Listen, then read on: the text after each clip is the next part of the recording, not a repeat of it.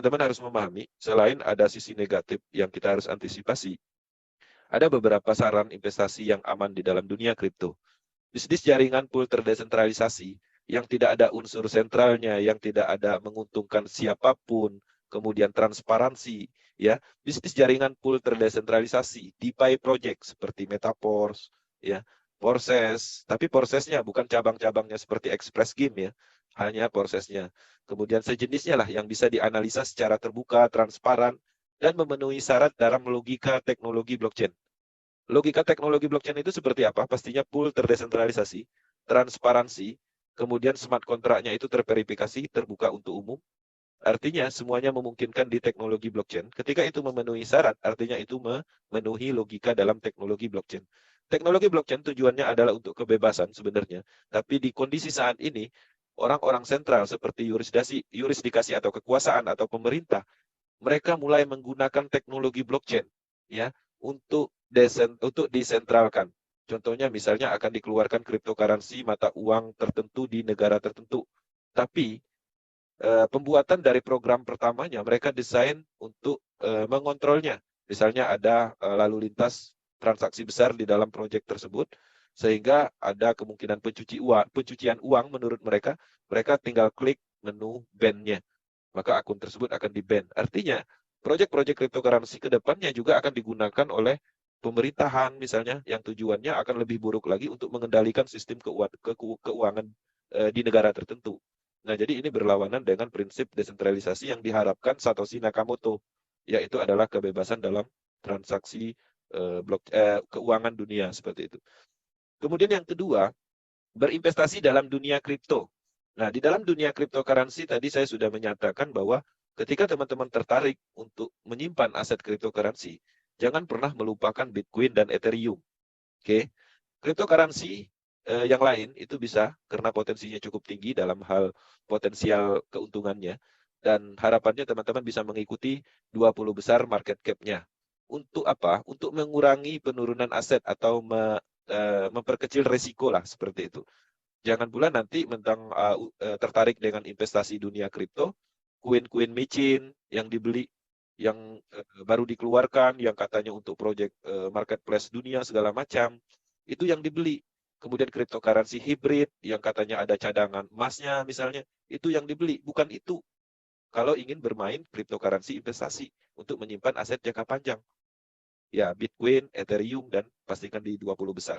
Kalaupun seandainya kondisi terburuknya Bitcoin turun, artinya orang-orang yang lain membeli cryptocurrency altcoin itu juga akan mengalami kerugian yang lebih besar.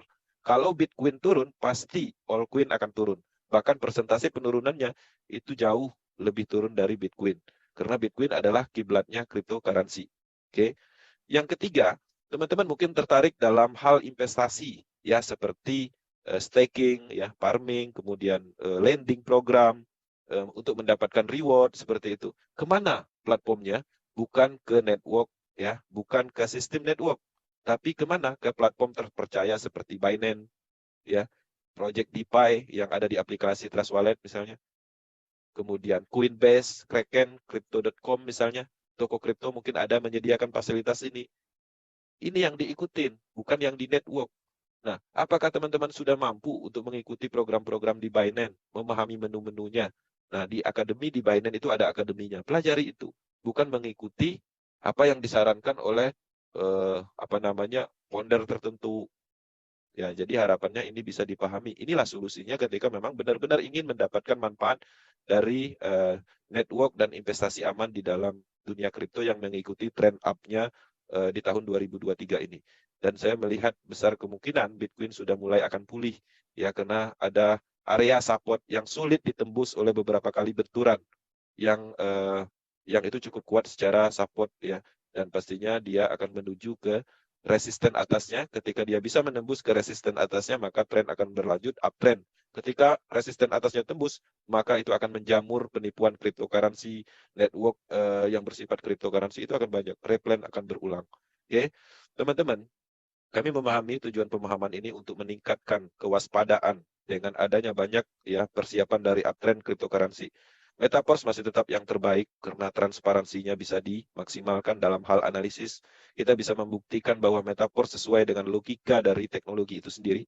Metaverse tidak ada melakukan pengumpulan dana, murni program itu dibuat oleh Lado Oktanikov di jaringan Polygon, siapapun bebas memilikinya dan untuk bisnis sendiri. Ya, kita sudah membangun 6 bulan, artinya secara fondasi kita sudah cukup kuat mengikuti perkembangan dari startup Metaverse ekosistem ini. Metaverse ekosistem seiring berjalan, dia akan membentuk sumber uang baru. Memang di saat ini adalah mode bertahan karena NFT royalty baru diluncurkan. Ya, mereka masih menyempurnakan RVC atau terhubungnya situs dengan non smart contract karena ada beberapa bug yang terjadi dan mereka akan selesaikan itu ketika menu program transfer NFT sudah dibuka, artinya kita sudah bisa menjual NFT kita dan akan terbentuk market di NFT royalty, artinya sumber uangnya ada. Kemudian akan diimplementasikan NFT royalty program, maka akan ada pembagian profit dari keuntungan ekosistem metode desentralisasi menggunakan smart contract dan itu terbukti, maka terciptalah sumber uang baru dan dengan sendirinya akan memompa pembuktian bahwa program aset bukan hanya uangnya dari pemasaran program aset, tapi dia bisa mendistribusikan aset yang bernilai. Oke, teman-teman, komitmen, konsisten, fokus, pemasaran Metaverse yang sukses dicari orang bukan mencari orang. Teman-teman harapannya melakukan pemasaran maksimal.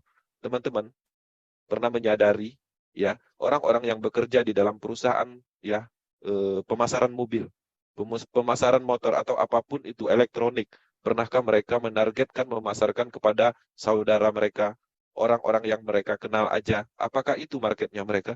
Mereka memperluas market ke seluruh penjuru. Orang-orang yang tidak mereka kenal. Itulah pola pemasaran. Teman-teman, pemasaran yang sebenarnya bukan kita memasarkan kepada orang yang kita kenal, tapi bagaimana caranya kita mempromosikan, menyampaikan informasi, ya, mengkampanyekan, menunjukkan kelebihan, potensial, menciptakan manfaat kepada orang-orang yang tidak dikenal. Seperti itu.